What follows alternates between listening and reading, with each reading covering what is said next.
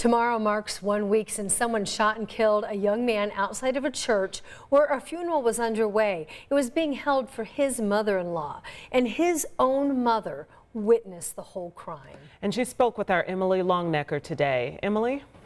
Well, Felicia and Ann, Jermaine Turman's family is holding a vigil for him at this very hour. They didn't want us to say where, though, because they're afraid and traumatized, and who could blame them after watching a man shoot and kill Jermaine outside a church right after a family funeral.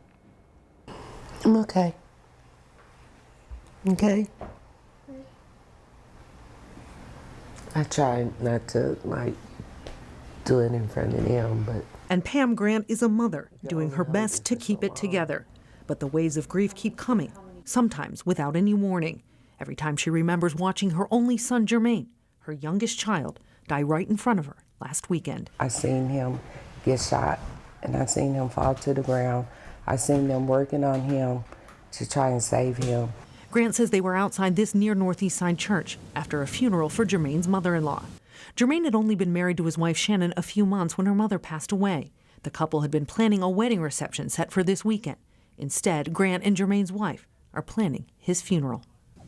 Police say Shannon's ex-husband came to the funeral and shot Jermaine, his ex-wife's new husband. And he just looked me straight in the eye, and my son was right next to me, and he just pulled out a gun so fast, and he just shot him. Grant doesn't remember the next few moments, except watching a man whose name she doesn't even know try and save Jermaine's life. They was telling him how to do the chest compressions, and he was doing it, and he's like, I got him back.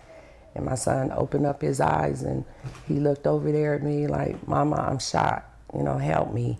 And then he said, I'm losing him, and he lost him. He's like, he's gone. Grant says her daughter-in-law had a protective order against her ex-husband, but it wasn't enough to stop him.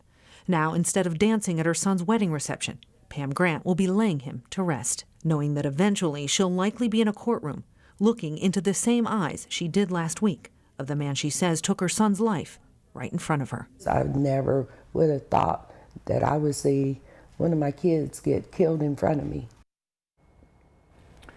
Pam Grant is no stranger to the heartbreak of losing a child at the hands of another person. She lost her oldest daughter 7 years ago when she was hit and killed by a hit-and-run driver, and we spoke with her then. So this family has been through a lot.